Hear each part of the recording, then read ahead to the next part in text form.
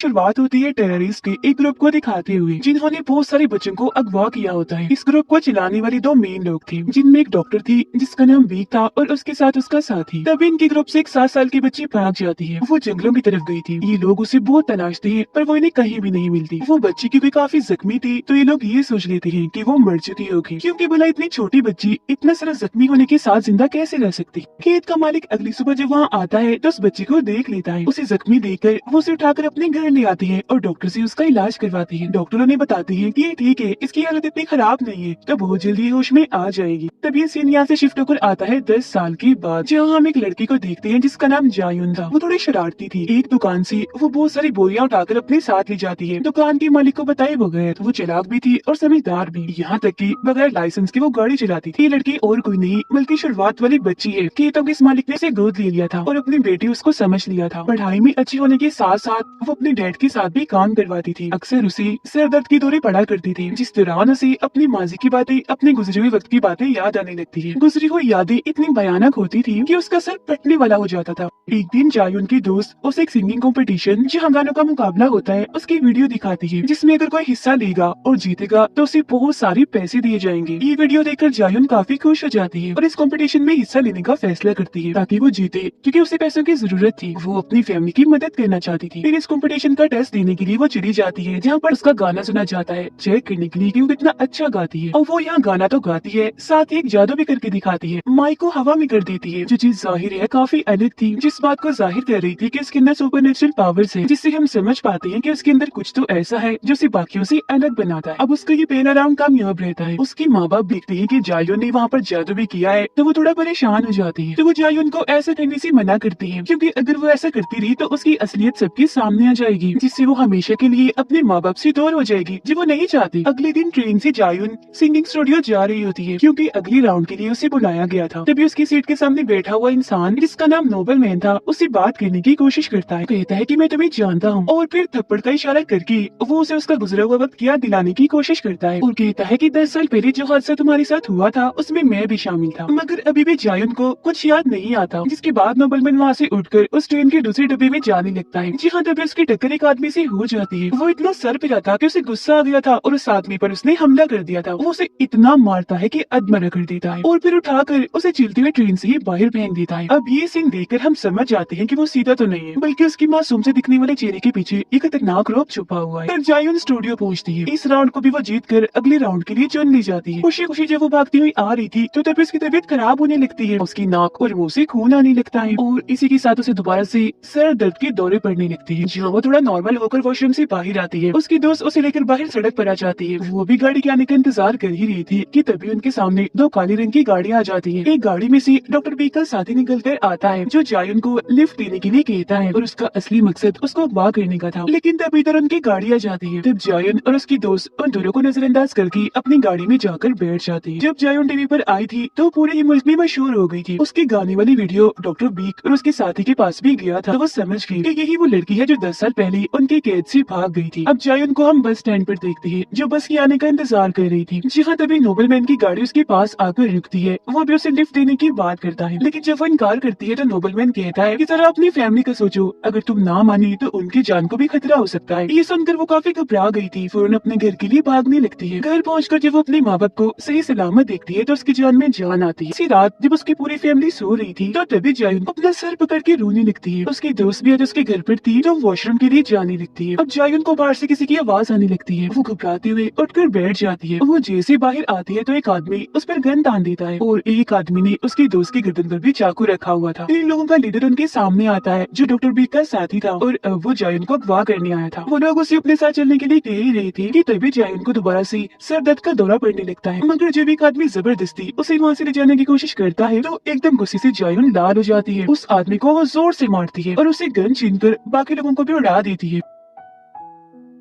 अब उसे यकीन नहीं आ रहा था खुद पर कि नॉर्मल होने के बावजूद भी मैंने ऐसा कैसे कर लिया। तभी यहाँ नोबलमैन और उसके साथी आ जाते हैं। वो उससे कहते हैं, मैंने तुम्हें कहा था ना कि मैं तुम्हें जानता हूँ, तुम इंसानों की तरह नॉर्मल नहीं हो बल्कि सबसे हट कर हो। यही वजह है कि मैं और वो लोग तुम्हारे पीछे पड़े हुए थे। अगर तुम मेरे साथ चली तो तुम्हारा ही फायदा है, तुम्हारी याददाश्त भी वापस आ जाएगी। जायुन चलने के लिए मान जाती है। वो उसे अपने साथ गाड़ी में बिठाकर एक रिसर्च लैब में लाती है जहाँ उसकी मुलाकात होती है डॉक्टर बीक से। डॉक्टर बीक जैसे जायुन को देखती है काफी खुश हो जाती है और कहती है कि मुझे लगा था तुम मर गई हो, लेकिन जब तुमने टीवी पर आकर वो जादू किया तो मुझे यकीन आ गया कि तुम वही हो और मेरी हिम्मत जो खत्म हो गई थी दोबारा से लौट आई। अभी भी उसे कुछ याद नहीं आ रहा था और उसके नाक और मुंह से फिर से खून आने लगता है। डॉक्टर बीक जो दूसरे कमरे में बैठकर उससे बातें कर रही थी हंसने लगती है और अपने डॉक्टर को उसे इंजेक्शन लगाने का कहती है। तब वो ऐसे ही करता है और उसे इंजेक्शन लगा देता है। यह डॉक्टर बीक उसे बताती है कि असल में तुम इंसान के रूप में विच हो, चुड़ैल हो और अब तुम्हें सब याद आ जाएगा। तुम्हें अपने गुजरे हुए वक्त और अपनी शक्तियों के बारे में भी पता चल जाएगा, इन्हें सुपर नेचुरल पावर्स के बारे में। लेकिन हाँ, हम ये इंजेक्शन तुम्हें हर रोज नहीं देंगे, तो इसीलिए तुम्हारी नाक और मुंह से खून निकलता रहेगा, इसमें घबराओ मत। अब डॉक्टर बीक का मकसद ये था कि वो इंजेक्शन लगाकर उसको अपने लिए इस्तेमाल करे। लेकिन अब कहानी यहाँ पर एक बड़ा ही अलग मोड़ लेती है। जायुन अचानक ही मुस्कुराने लगती है और कहती है कि तुम्हें क्या लगता है तुम मुझे यहाँ लाई हो? कि तुम गलत हो, क्योंकि मैं यहाँ खुद आना चाहती थी ताकि तुम मुझे ये इंजेक्शन लगा दो, क्योंकि इससे मेरी जिंदगी के कुछ और साल बढ़ गए। हालांकि बीमारी की वजह से मेरी कुछ दिन के बाद मौत हो जानी थी, लेकिन शुक्रिया, तुमने मेरा ये काम आसान कर दिया। जिसके बाद वो बड़े खतरनाक अंदाज से उठती है और अपनी ताकतों से वहाँ पर मौजूद सारे ही डॉक्टर्स को मार डालती है। जिसके बाद वो बाहर आकर इस पूरी लैब के सारे ही लोगों को मारने लगती है। अब यहाँ मैं आपको बता दूं कि जायुन के अंदर ये ताकतें कैसी है, क्योंकि असल में वो सचमुच विच है, चुड़ैल है। जब भी तो वो इतनी छोटी सी उम्र में इनकी कैद से भाग गई थी, क्योंकि बचपन से उसके पास सुपर नेचुरल पावर्स थी और वो उस वक्त डॉक्टर बी के बहुत सारे लोगों को मारकर वहाँ से भाग गई थी। पूरी फिल्म में बस वो ड्रामा ही कर रही थी। असल में उसे अपना गुजरा हुआ वक्त सारा का सारा याद था और सिंगिंग कंपटीशन में हिस्सा उसने इसलिए नहीं लिया था कि उसकी फैमिली को पैसों की जरूरत है, बल्कि इसलिए लिया था ताकि वो डॉक्टर बीक तक पहुंच सके। और ये सारा उसका प्लान था। उसका जादू करना, नोबलमैन से मिलना, अगवा होना, सब इसमें शामिल था। प्लान के मुताबिक यहाँ पर आकर वो सबको मार डालती है अपना बदला लेने के लिए। वो फिर डॉक्टर बीक की टांग में गोली मारती है और कहती है कि तुमने कैसे सोच लिया मैं तुम्हें भूल गई। मैं तुम्हें और उस दिन को कैसे भूल सकती हूँ जब तुमने मुझे दर्द दिया था, जिसमें हर रोज मैं तड़पा करती थी। वो उसे एक और गोली मारती है कि तभी यहाँ पर नोबलमैन आ जाता है जो जायुन पर गन पॉइंट कर देता है। अब नोबलमैन भी जायुन जैसा एक बच्चा था जिसे डॉक्टर बीक ने अपने पास अगवा किया था, लेकिन उसके पास जायुन जैसी शक्तियाँ नहीं थी। यही वजह थी कि जायुन से वो जलता था, उसके पीछे पड़ा हुआ था। तभी इधर डॉक्टर बीक का साथी आता है जायुन के पास और उसे डॉक्टर बीक के इस साथी की हैवानियत के बारे में भी याद आ जाता है कि कितना बेरहम है। उस रात इसने मेरे साथ बहुत गलत किया था। इससे पहले कि वो उस पर हमला करता, जायुन उसे पकड़ लेती है और काफी बुरी तरह मारती है। वो उसके जिस्म को काफी मरोड़ती है, उसकी हड्डियां तोड़ देती है, जिससे आखिरकार उसकी मौत हो जाती है। अब सिर्फ दो लोग बचते हैं, जायुन और नोबलमैन, जहाँ इनकी भी काफी जबरदस्त किस्म की लड़ाई होती है। दोनों एक दूसरे पर भारी पड़ रहे थे, लेकिन बाद में आखिरकार जायुन उसे मार डालती है। मरते मरते वो नोबलमैन से हेडक्वार्टर मेन ऑफिस के बारे में पूछती है, जहाँ जाकर वो अपनी बीमारी का इलाज ढूंढ सकती है। जब वो उसे बता देता है तो जायुन उसे मार डालती है। फिर वो जाती है हॉस्पिटल अपने माँ बाप के पास, क्योंकि उसकी मदर की तबीयत काफी खराब थी। अब यहाँ जायुन के डैड उसे एक और सच्चाई बताते हैं कि उस दिन जब तुम मुझे जख्मी मिली थी तो मैं जान गया था कि तुम एक विच हो, क्योंकि तुम्हारे वहाँ आते ही फार्म की बहुत सारे जानवर मर गए थे। हालांकि मैं तुम्हें दूर भेजना चाहता था, पर तुम्हारी मॉम के कहने पर हमने तुम्हें रखा और अपने बच्चों की तरह पाला। ये कहकर वो दुखी हो जाती है। जायुन भी जज्बाती हो गई थी। फिर वो कहती है कि डैड फिलहाल तो मैं यहाँ से जा रही हूँ, लेकिन हाँ, मैं आपसे वादा करती हूँ कि वापस आकर जरूर मिलूंगी। इसके बाद वो हेडक्वार्टर मेन ऑफिस पहुँच गई थी। जो इस जगह को चला रही थी वो डॉक्टर बी की हमशक्ल जुड़वा बहन थी। जायुन की तबाहियों से वो डरी हुई थी, तो इसीलिए वो उसे वैक्सीन दे ही देती है, जिससे जायुन की बीमारी ठीक हो जाएगी और वो मरने से भी बच जाएगी। अब यही एक और लड़की आती है, वो जायुन पर हमला करने लगती है, जिस पर वो उसे कहती है कि अगर तुमने मुझे हाथ भी लगाया तो मैं तुम्हारा सर उड़ा दूंगी। इसके बाद ये सीन यहाँ से शिफ्ट होकर आता है एक छोटी बच्ची पर, जो जायुन जैसी ही दिख रही थी और खून में लथपथ थी। वो एक अनजान जगह पे खड़ी हुई थी। यहीं पर हम बहुत सारे मरे हुए जानवरों को देखते हैं, जिन्हें और किसी ने नहीं बल्कि इसी बच्ची ने मारा था। तो यहाँ हम समझ पाते हैं कि ये भी विच है और इसके पास भी सुपर नेचुरल पावर्स हैं। ये पहले इंसान ही थी, जिसके बाद पहले इसे म्यूटेंट बनाया, फिर इसमें कुछ तब्दीलियां करके विच बना दिया गया। इस बच्चे को सभी आर्क 1 के नाम से जानते हैं। यही आर्क 1 को अपनी मोम की आवाजें आने लगती है, जो कि उसे बुला रही थी। वो भी वहाँ खड़ी थी कि तभी एक डॉग आकर अचानक से उस पर हमला कर देता है, जिसके बाद ये सीन यहाँ पर कट हो जाता है और हम कुछ वक्त पहले की कहानी देखते हैं, जहाँ हम एक बस में दो स्कूल की लड़कियों को देखते हैं। हेडफोन वाली लड़की अपनी दोस्त को कहती है कि मैं प्रेग्नेंट हूँ, यानी कि मैं माँ बनने वाली हूँ, पर हाँ तुम ये बात किसी को भी मत बताना, राज रखना। ड्राइवर एक अनजान सड़क पर गाड़ी को मोड़ लेता है, तभी कुछ मास्क पहने हुए लोग बस के अंदर घुस आए थे और उन्होंने हर तरफ जहरीली गैस फैला दी थी, जिससे उस प्रेग्नेंट लड़की समेत सारे ही लोग बेहोश हो जाते हैं। मास्क पहने लोग उस लड़की को उठाकर अपने साथ ले जाते हैं और जब उसे होश आती है तो वो खुद को डॉक्टर बी के सामने पाती है। यहाँ पर खबरों में इस लड़की की बस के बारे में बताया जा रहा था कि बस एक खाई में गिर गई है, जिस वजह से इसमें मौजूद सारे के सारे लोग मारे गए हैं। ये देखकर उस लड़की को काफी दुख होता है। वो फिर डॉक्टर बिग से पूछती है कि आखिर मैं यहाँ पर क्यों हूँ और मैं माँ बनने वाली हूँ, तो प्लीज मुझे यहाँ से जाने दिया जाए। जैसे उनका डॉक्टर भी कहती है कि हाँ मैं जानती हूँ तुम माँ बनने वाली हो, और वो भी एक नहीं दो बच्चों की, यानी जुड़वा बच्चों की, और उन बच्चों को हम अपने एक्सपेरिमेंट के लिए, तजुर्बे के लिए इस्तेमाल करेंगे ताकि उन जैसे और क्लोन्स डुप्लीकेट हम बना सके। जिस बात की उस लड़की को जरा भी समझ नहीं आती। जिसके बाद ये कहानी दोबारा से शिफ्ट होकर आती है प्रेजेंट टाइम में, मौजूदा वक्त में। यहाँ पर हम कुछ म्यूटेंट्स को देखते हैं जो काफी ताकतवर थे, क्योंकि उन्हें भी इंसानों से बदलकर म्यूटेंट्स बनाया गया था।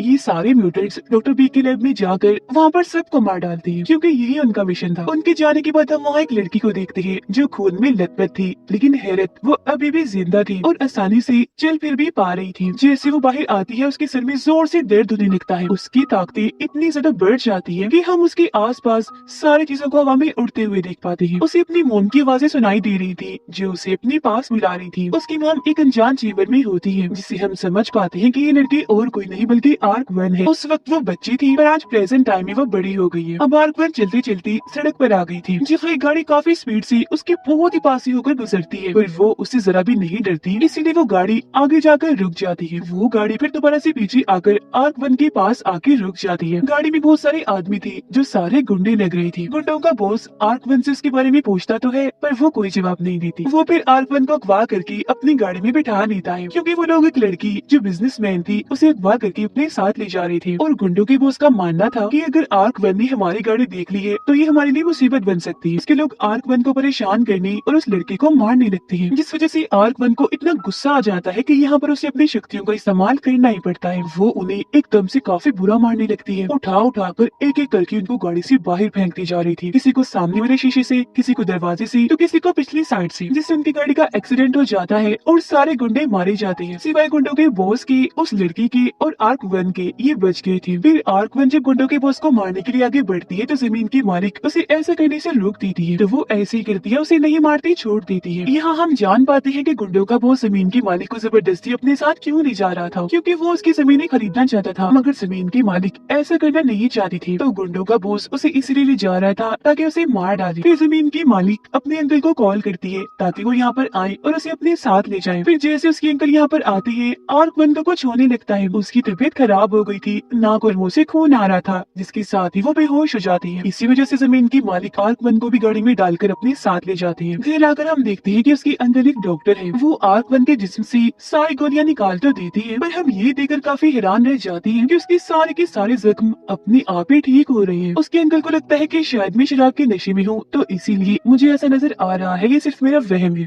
देखते हैं जो खून में लथपथ थी और उसके पास बहुत सारी लाशें पड़ी हुई थी, क्योंकि उसने एक रिसर्च लैब में घुसकर बहुत सारे म्यूटेंट्स को मार दिया होता है। यहाँ सोल्जर लड़की के साथ उसका साथी भी था। उनकी बातों से हम समझ पाते हैं कि ये दोनों भी डॉक्टर बी के लिए ही काम करते हैं, और डॉक्टर बी के ही कहने पर इन्होंने बहुत सारे म्यूटेंट्स को मार दिया। इस सोल्जर लड़की को देखते हैं जो अपने हाथों से ही अपने जिस्म में घुसी गोली को निकाल रही थी। उसका जिस्म अचानक ही बदलने लगता है, जिससे हम समझ पाते हैं कि वो खुद भी एक म्यूटेंट है, उसका साथी भी म्यूटेंट ही है। इसी वजह से उसके सारे जख्म अपने आप ही ठीक होते जा रही थी। डॉक्टर बिग से मिलने जाती है। वो उसे हुक्म देती है कि कैसे भी करके आर्क-1 को ढूंढो और उसे मार डालो, क्योंकि वो भाग चुकी है और वो तुम्हारी ही तरह एक खतरनाक म्यूटेंट है। फिर सोल्जर लड़की को एक डिवाइस देती है जिसकी मदद से वो आर्क-1 को ढूंढेगी, क्योंकि इन्होंने आर्क-1 के जिस्म में एक चिप लगाई हुई है ताकि ये उसे ट्रैक कर सके, ढूंढ सके। सोल्जर लड़की और उसका साथी जो वहाँ से जा रही थी, उन्हें महसूस होता है जैसे उनका कोई पीछा कर रहा है। तब सोल्जर का साथी गाड़ी रोककर उन लोगों से लड़ने लगता है। वो इस पर अपना काफी भारी हथियार फेंकते हैं और ये बड़ी आसानी से सिर्फ अपने हाथ से उसे रोक लेता है। पेड़ों पर चढ़ चढ़ कर ही उन्हें मार रहा था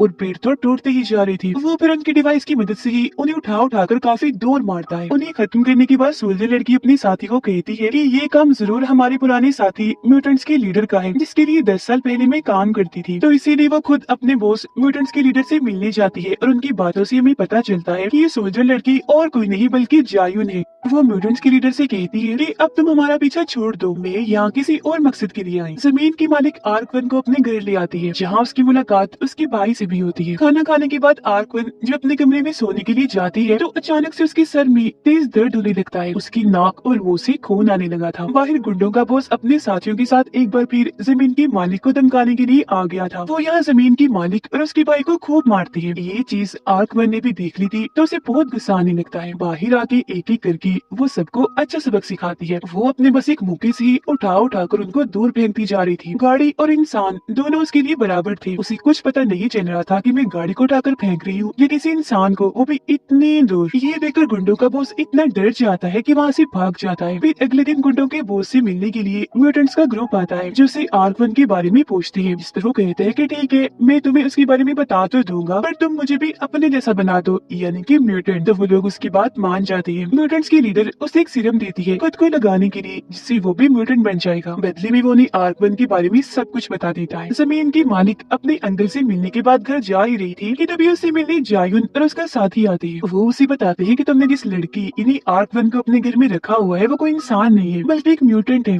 एक विच है। वो जमीन के मालिक को धमकी देती है कि तुम उसे हमारे हवाले कर दो वरना हम तुम्हारे भाई को मार देंगे। अपने भाई की जान बचाने के लिए उसे मानना ही पड़ता है। अब प्लान के मुताबिक जायुन ने उससे कहा था कि रात होते ही अपने भाई को लेकर घर से निकल जाना, जिसके बाद हम तुम्हारे घर आएंगे और आर्कवन को पकड़ लेंगे। लेकिन जब जमीन की मालिक घर पहुँचती है तो अपना इरादा बदल लेती है। आर्कवन को वो वहाँ से जाने का इशारा करती है। तभी इधर गुंडों का बॉस आ जाता है, जो जमीन की मालिक को गोली मार देता है। उसका भाई आर्कवन को यहाँ से भागने का रास्ता दिखाकर खुद अपनी बहन को बचाने के लिए वापस चला जाता है। जमीन की मालिक ने जायुन की बात नहीं मानी थी, इसलिए उसे गुस्सा आ गया था और एक मिसाइल से जमीन की मालिक के घर को उड़ा देती है, ताकि इस मिसाइल की हमले से आर्कवन मारी जाए। लेकिन वो तो पहले ही वहाँ से निकल चुकी थी। गुंडों का बॉस जैसे ही जमीन की मालिक के भाई को मारने वाला होता है कि तभी यहाँ पर जायुन और उसका साथी आकर उसे बचा लेते हैं। जायुन के आदमी से म्यूटेंट ग्रुप की लड़की लड़ने लगती है और उसे जान से मार डालती है, क्योंकि ये म्यूटेंट्स भी गुंडों के बॉस के साथ यहाँ पर आए थे। एक तरफ जायुन म्यूटेंट्स के बॉस से लड़ती है, जबकि उसका साथी बाकी म्यूटेंट्स को मार रहा था। पर म्यूटेंट्स का वो ग्रुप इन दोनों पर भारी पड़ रहा था। वो जायुन और उसके साथी को बहुत मारते हैं। वो काफी जख्मी हो गए थे, उनकी हालत से लग रहा था कि वो मर जाएंगे। आर्कवन जो कि मिसाइल से बेहोश हो गई थी, उसे होश आती है। वो वापस आती है। हम उसके सुपरनेचुरल पावर्स को देख पाते हैं, क्योंकि आसपास की सारी चीजें हवा में उड़ने लगी थी और एक ही झटके में वो 3 म्यूटेंट्स को बड़ी आसानी से मार गिराती है। म्यूटेंट्स की लीडर अब चुपके चुपके जैसे यहाँ से भागने वाली होती है तो तभी वहाँ जायुन आ जाती है, जो उस म्यूटेंट को कहती है कि तुम तो उसकी जान के दुश्मन बन गई हो। इतना कहकर वो उसे चाकू से मार देती है। वो अभी यहाँ ये राज खोलती है कि आर्कवन को मैं इसलिए ढूंढ रही हूँ क्योंकि वो मेरी बहन है। जी हाँ, बिल्कुल, ये दोनों बहनें हैं, लेकिन क्योंकि इनकी मॉम किसी चेम्बर में फंसी हुई है तो अब इन्हें जाकर अपनी मॉम को ढूंढना है। जिसके बाद जायुन आर्कवन अपने साथ ले जाती है, जिसके बाद डॉक्टर बी को भी खबर लग जाती है कि दोनों बहनें आपस में मिल गई है। वो जानती थी कि वो दोनों अपनी मॉम को तलाश करते हुए यहाँ पर आएंगी।